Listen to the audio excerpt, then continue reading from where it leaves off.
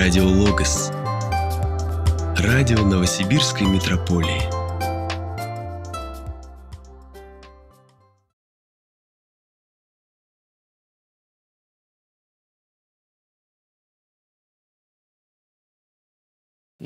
Казалось бы, уже все известно о Великой Отечественной. Во-первых, я думаю, это не совсем правильно и не совсем верно. И вот почему. Работая в архиве, вот в поисках этой славной страницы нашей боевой истории, мы убедились в том, что многие, потрясающее количество документов до сих пор неизвестно исследователю. Когда мы говорим о еще неизвестных страницах, они, понимаете, как-то раскрываются совершенно неожиданно, и всегда это потрясение для нас, сотрудников музея, не говоря о том, что это всегда еще и потрясение для тех, кто потом уже после нас узнает имя этого героя.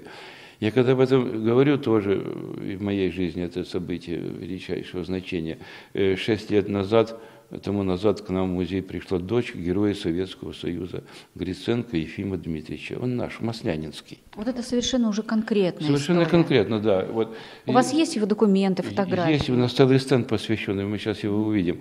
И вот я, когда говорю об этом, меня начинает буквально, знаете, вот... волнение одолевать. Волнение, во-первых, и чувство благодарности семье героя. Ведь она, семья, сохранила всю переписку военных лет со своим отцом, мужем. Вот. Ефим Дмитриевич Гриценко ушел в армию служить 26 августа 1941 года. Он старший лейтенант запаса, артиллерист он, и призван в 380-ю дивизию, которая начинает формироваться в городе Славгороде и Барнауле, у нас по соседству. Кстати, эта славная дивизия 380-я потом будет освобождать Орел и станет первой дивизией, в честь которой будет дан салют в Москве в 1943-м. А судьба его бросала, боже ты мой, вы знаете, вот как раз конец 1941 года, и он попадает под Орже, вот эта известная Ржевская мясорубка, где он будет сражаться в составе своей дивизии примерно полгода. Вы знаете, это верховье Волги, это сплошное болото, это, знаете, вода уже 15 сантиметров, вот там не вырыешь окоп, вот закопаться некуда солдату. И вот это жуткие обстрелы, понимаете, какие потери. Я там читал о том, уже документы видел, когда, знаете, в зимнее время, значит, вынуждены были из погибших тел создавать некое подобие бруствера, чтобы за ним можно было спрятаться. Ну вот сибиряки в этих боях под Ржевом стояли насмерть. Кстати, вот эта группировка наших войск приковывала в течение года большую массу фашистских войск, не давая их перебросить под Сталинград.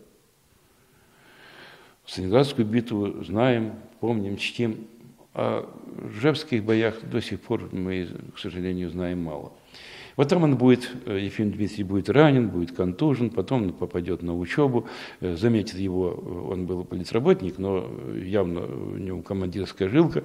И он учится на курсах выстрел, и уже закончив эту учебу, он попадает уже не в родную 380-ю, а попадает в 9-ю гвардейскую армию генерала Чуйкова. Это бывшая 42-я, которая защищала Сталинград. И он с ней, с этой гвардейской прославленной армией, будет освобождать Украину. Он будет форсировать Днепр, он будет освобождать Николаев, Херсон, он будет освобождать Одессу,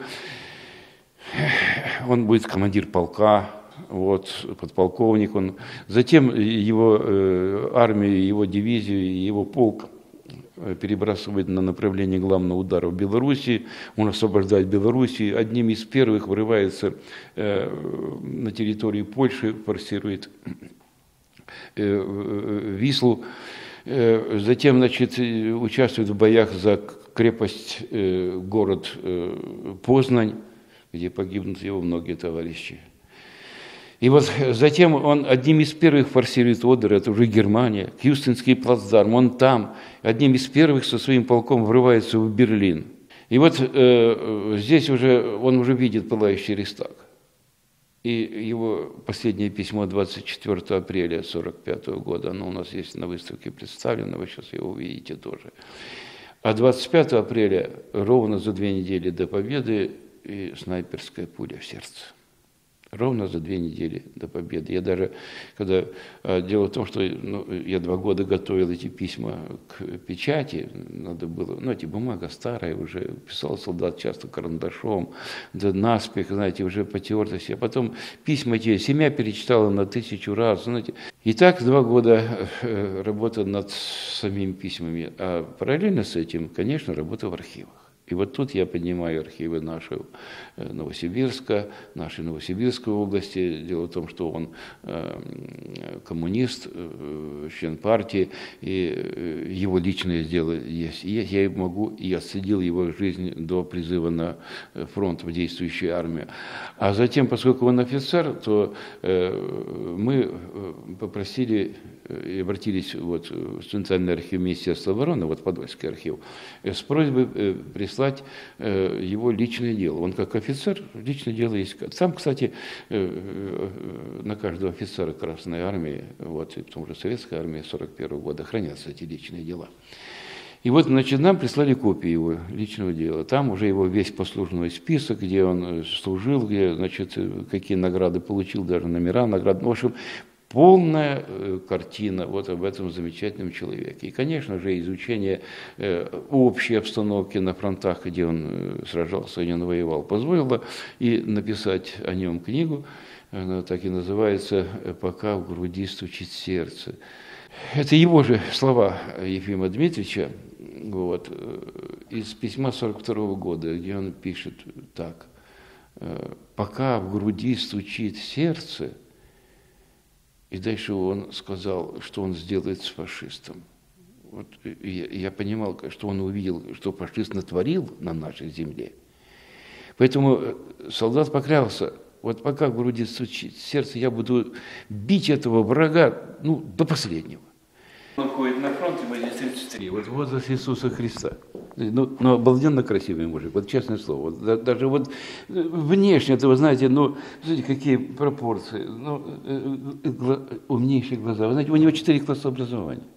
Но он настолько образован, он настолько много читал, знает. В письмах он свободно опирается на имена Толстого, Тургенева, Мопассана, он цитирует, он очень много над собой работал. Это он с братом своим, это брат его Афанасий, пройдет тоже всю войну рядом. А его письмо последнее. Смотрите, ого, как размашисто. Да, так некогда, идет бой. Как он в этом азарте боя, знаете, смотрите, здравствуйте, Юлия Раюшка-Вовик. Получили от товарища Сталина благодарность за прорыв обороны немцев под Берлином. Страшно некогда. Посылаю вам привет из центра Берлина, этого звериного гнезда. Привет, Ефим Глиценко. А 25-го и снайпер. И погибнет геройский солдат на пороге победы.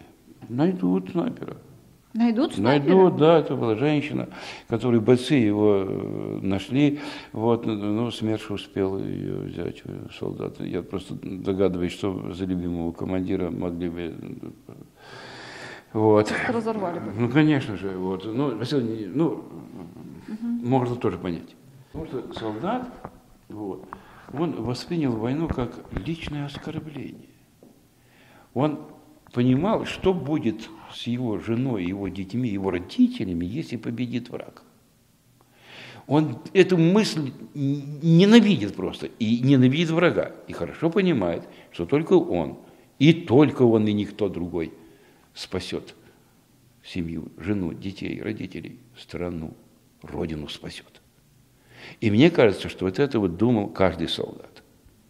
Воспринимал это через, если хотите, знаете, через сердце свое, через разум свой, понимание своего места в этой битве, где решается все на свете.